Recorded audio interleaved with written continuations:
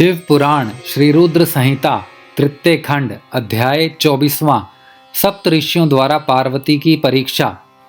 ब्रह्मा जी कहते हैं, देवताओं के अपने अपने निवास पर लौट जाने के उपरांत भगवान शिव पार्वती की तपस्या की परीक्षा लेने के विषय में सोचने लगे। वे अपने परात पर माया रहित स्वरूप का चिंतन करने लगे।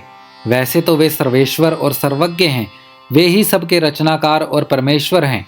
उस समय देवी पार्वती बहुत कठोर तपस्या कर रही थी। उनकी तपस्या को देखकर स्वयं भगवान शिव भी आश्चर्यचकित हो गए। उनकी अटूट भक्ति ने शिव जी को विचलित कर दिया। तब भगवान शिव ने सप्त ऋषियों का स्मरण किया।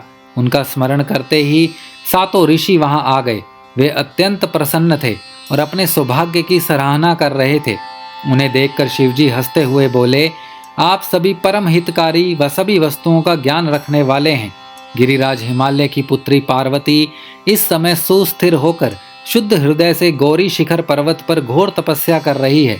उनकी इस तपस्या का एकमात्र उद्देश्य मुझे पति के रूप में प्राप्त करना है। उन्होंने अपनी सभी कामनाओं को त्याग दिया है। मुनिवरों, आप सब मेरी इच्छा से देवी पार्वती के पास जाएं और उनकी दृढ़ता की परीक्षा लें। भगवान शिव की आज्ञा पाकर सातों ऋषि देवी पार्वती के तपस्या वाले स्थान पर चले गए। वहां देवी पार्वती तपस्या में लीन थी। उनका मुख तप पुंज से प्रकाशित था।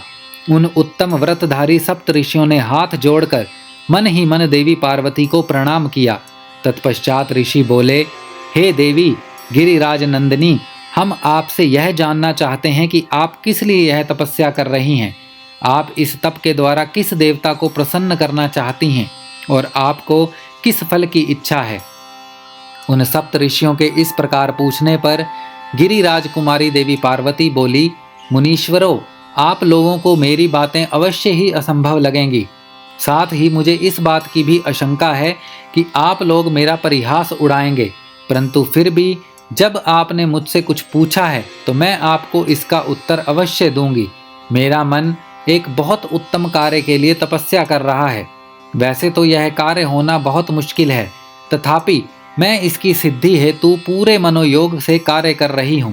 देव ऋषि नारद द्वारा दिए गए उपदेश के अनुसार मैं भगवान शिव को पति रूप में प्राप्त करने के लिए उनकी तपस्या कर रही हूँ। मेरा मन सर्वथा उन्हीं के ध्यान में मग्न रहता है तथा मैं उन्हीं के चरणाविंदों का चिंतन करती रहती हूँ।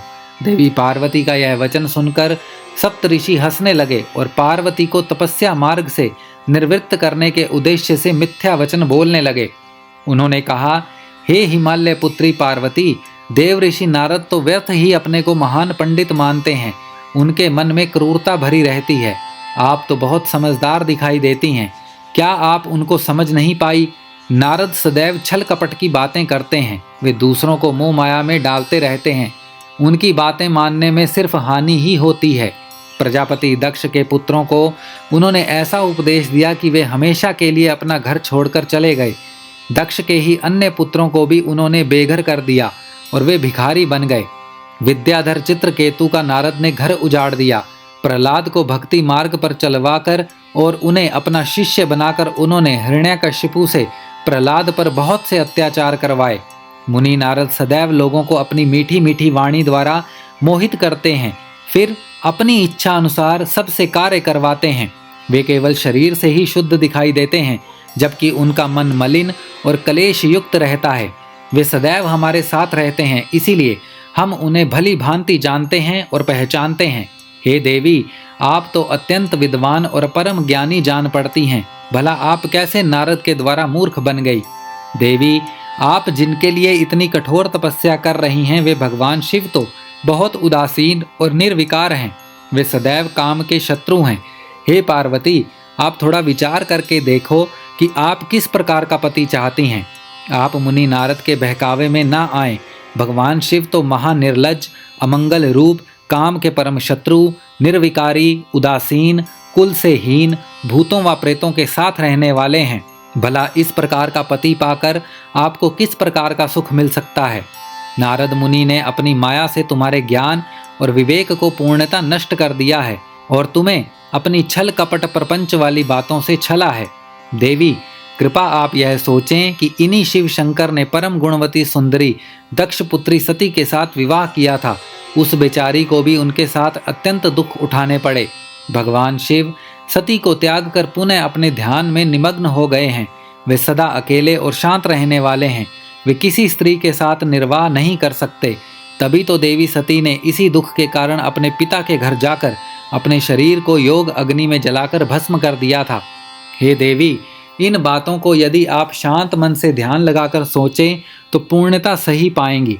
इसीलिए हम आपसे यह प्रार्थना करते हैं कि आप यह तपस्या कर शिवजी को प्रसन्न करने का हठ छोड़ दें और वापिस अपने पिता हिमालय के घर चली जाएं। जहाँ तक आपके विवाह का प्रश्न है, हम आपका विवाह योग्य वर से अवश्य करा देंगे। इस समय आपके लिए त्रिलोकी में सबसे योग्य पुरुष वैकुंठ के स्वामी लक्ष्मीपति श्री हरि विष्णु हैं। वे तुम्हारे अनुरूप ही सुंदर एवं मंगलकारी हैं। उन्हें पति रूप में प्राप्त करके आप सुखी हो जाएंगी। अतः देवी, आप भगवान शिव को पति रूप में प्राप्त करने के इस हठ को त्याग दें।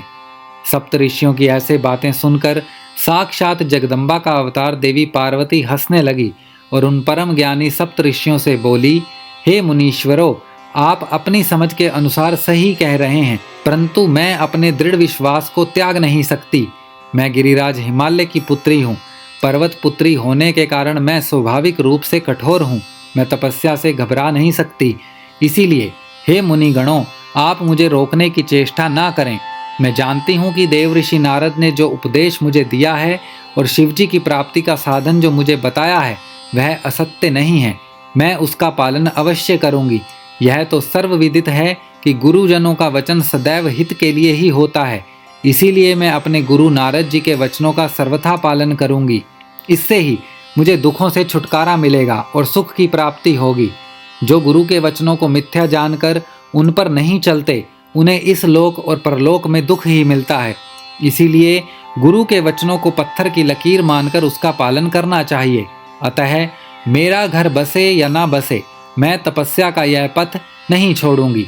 हे मुनीश्वरों, आपका कथन भी सही है। भगवान विष्णु सद्गुणों से युक्त हैं तथा नित नई लीलाएं रचते हैं, परंतु भगवान शिव साक्षात पर ब्रह्म हैं। वे परम आनंदमय हैं। माया मोह में फंसे लोगों को ही प्रपंचों की आवश्यकता होती है। ईश्वर को इन सब की ना तो कोई आवश्यकता होती है और ना ही रुचि। भगवान शिव सिर्फ भक्ति से ही प्रसन्न होते हैं। वे धर्म या जाति विशेष पर कृपा नहीं करते। ऋषियों, यदि भगवान शिव मुझे पत्नी रूप में नहीं स्वीकारेंगे तो मैं आजीवन कुंवारी ही रहूंगी और किसी अन्य का वर्ण कदापि नहीं करूंगी। यदि सूर्य पूर्व की जगह पश्चिम से निकलने लगे, पर्वत अपना स्थान छोड़ दें और अग्नि शीतलता अपना ले, चट्टानों पर फूल खिलने लगे, तो भी मैं अपना हठ नहीं छोड़ूंगी।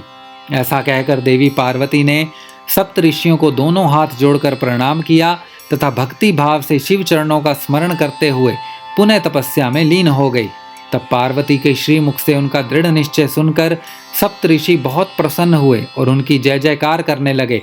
उन्होंने पार्वती को तपस्या में सफल होकर भगवान शिव से मनोवांछित वरदान प्राप्त करने का आशीर्वाद दिया। तत्पश्चात देवी पार्वती की तपस्या की परीक्षा लेने गए सप्तऋषि उन्हें प्रणाम करके प्रसन्न मुद्रा में भगवान शिव को वहां हुई सभी बातों का ज्ञान कराने के लिए शीघ्र उनके धाम की ओर चल दिए। तब भगवान शिव शंकर के पास पहुंचकर सप्तऋषियों ने उनके समीप जाकर दोनों हाथ जोड़कर उन्हें प्रणाम किया और उनकी स्तुति की। तत्पश्चात सप्तऋषियों ने महादेव जी को सारा वृतांत बताया। फिर प्रभु शिव की आज्ञा पाकर सप्तऋषि स्वर्गलोक को चले गए। श्री रुद्र संहिता तृतीय खंड अध्याय 24वां समाप्त।